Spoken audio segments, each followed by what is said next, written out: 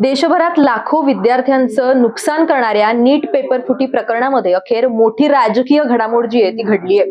केंद्रीय शिक्षण मंत्री धर्मेंद्र प्रधान यांनी आपल्या पदाचा राजीनामा दिलेला आहे। गेल्या 26 दिवसांपासून सुरू असलेलं सोनम वांगचुक यांचं आमरण उपोषणही संपलंय। पण आता प्रश्न असा आहे की हा संघर्ष इथेच संपलाय का, की आता आंदोलन आणखीन तीव्र होणार? या संपूर्ण प्रकरणामागचं सत्य, पडद्यामागच्या बैठका, सरकारची आश्वासनं, सोनम वांगचुक यांची भूमिका आणि आता कॉकरोच जनता पार्टीच्या पुढच्या रणनीतीचा संपूर्ण आढावा घेऊयात या व्हिडिओमधून। नमस्कार, मी शिवानी आणि आपण पाहताय नवराष्ट्र। सगळ्यात आधी बघूया धर्मेंद्र प्रधान यांनी काय म्हटलंय। राजीनामा देताना त्यांनी स्पष्ट केलंय की गेल्या 4 दशकांपासून ते शिक्षण क्षेत्रासाठी काम करत आहेत आणि विद्यार्थ्यांचं भविष्य हेच त्यांचं सर्वात मोठं प्राधान्य राहील। नीट परीक्षेमध्ये अनियमितता समोर आल्यानंतर सरकारनं तातडीनं सीबीआय चौकशीचे आदेश दिले होते। परीक्षा रद्द करण्यात आली, पुन्हा परीक्षा घेण्यात आली। पुढच्या वर्षापासून परीक्षा संगणकाधारित पद्धतीनं घेण्याचाही निर्णय घेण्यात आलेला आहे। प्रधान असंही म्हणालेत की या संपूर्ण काळात त्यांनी जबाबदारीपासून कधीही पळ काढला नाही।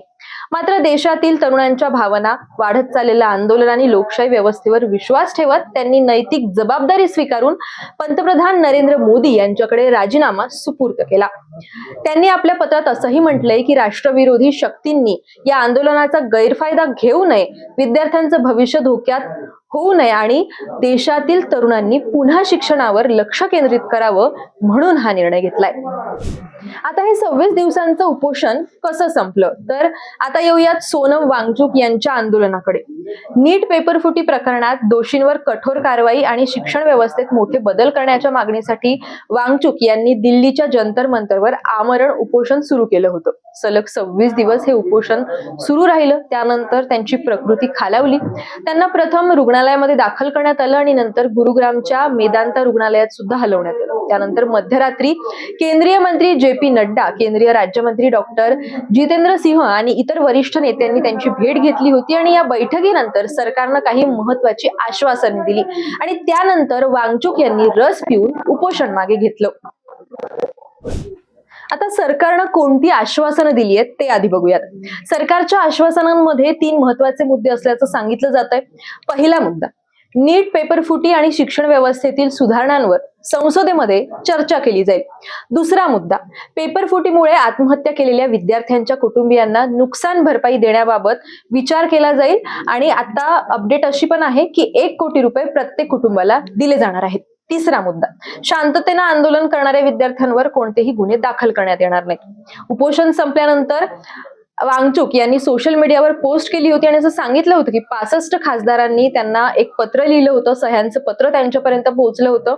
देशात हिंसाचार होऊ नये आणि चर्चेतून मार्ग निघावा, त्यामुळे त्यांनी आंदोलन मागे घेतलेलं आहे। पण हा राजीनामा अखेर झाला कसा, तर इथे एक महत्त्वाची गोष्ट जी आहे ती लक्षात घेण्यासारखी आहे। उपोषण संपवल्यानंतर सोनम वांगचुक यांनी स्पष्ट केलं होतं की सरकारनं धर्मेंद्र प्रधान यांच्या राजीनाम्याबाबत कोणतंही ठोस आश्वासन दिलेलं नव्हतं। त्यांच्या मते विद्यार्थ्यांवर खोटे गुन्हे दाखल होऊ नयेत हा अधिक महत्त्वाचा मुद्दा होता। पण त्यानंतर दीपकेंनी भूमिका घेतली की जोपर्यंत प्रधानांचा राजीनामा होत नाही तोपर्यंत हे आंदोलन मागे घेतलं जाणार नाही। राजीनामा दिला गेला, त्यामुळे आंदोलनकर्त्यांच्या प्रमुख मागण्यांपैकी ही मागणी सुद्धा आता पूर्ण झालेली आहे। आता पुढे कॉकरोच जनता पार्टीची पुढची रणनीती काय असेल? मात्र संघर्ष इथे संपलेला नाहीये। कॉकरोच जनता पार्टीचे अध्यक्ष अभिजित दीपके यांनी स्पष्ट शब्दात सांगितलंय की धर्मेंद्र प्रधानांचा राजीनामा झाला म्हणजे आंदोलन संपलं असं समजू नका। आम्ही अजूनही मैदान सोडणार नाही। त्यांनी आता आणखीन 2 मोठ्या मागण्या पुढे ठेवलेल्या आहेत। पहिली म्हणजे नीट प्रकरणामुळे आत्महत्या केलेल्या विद्यार्थ्यांच्या कुटुंबियांना प्रत्येकी 1 कोटी रुपयांची आर्थिक मदत खात्यात जमा केली पाहिजे। दुसरी म्हणजे 20 जुलैला आंदोलनाच्या वेळी विद्यार्थ्यांवर लाठीचार्ज करणाऱ्या पोलिसांवर सुद्धा आता कठोर कारवाई केली पाहिजे। याच पार्श्वभूमीवर कॉकरोच जनता पार्टीनं आणखीन एक मोठी घोषणा सुद्धा केली आहे। आंदोलनादरम्यान विद्यार्थ्यांवर लाठीमार करणाऱ्या पोलिसांची ओळख पटवण्यासाठी विशेष वेबसाईट सुरू करण्यात येणार आहे। या वेबसाईटवर नागरिक फोटो आणि आपले व्हिडिओ अपलोड करू शकतील। ते पुरावे पडताळल्यानंतर संबंधित पोलीस जे आहेत त्यांच्या विरोधात FIR दाखल करण्यासाठी आणि आवश्यक असल्यास न्यायालयात जाण्याची तयारीही करण्यात येणार असल्याचं पक्षाच्या प्रवक्त्यांनी आता सांगितलेलं आहे।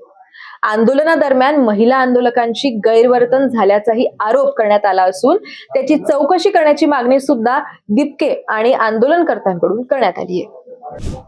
आता या सगळ्याच्या दरम्यान वांगचुक यांची भेट घेण्यापूर्वी केंद्रीय गृहमंत्री अमित शाह, जे.पी. नड्डा आणि डॉक्टर जितेंद्र सिंह यांच्यात अनेक तास उच्चस्तरीय बैठक झाल्याची माहिती समोर आली आहे. यामध्ये आंदोलन, विद्यार्थ्यांचा वाढता रोष, वांगचुक यांची प्रकृती आणि पुढचा तोडगा यावर चर्चा झाल्याचं बोललं जात आहे.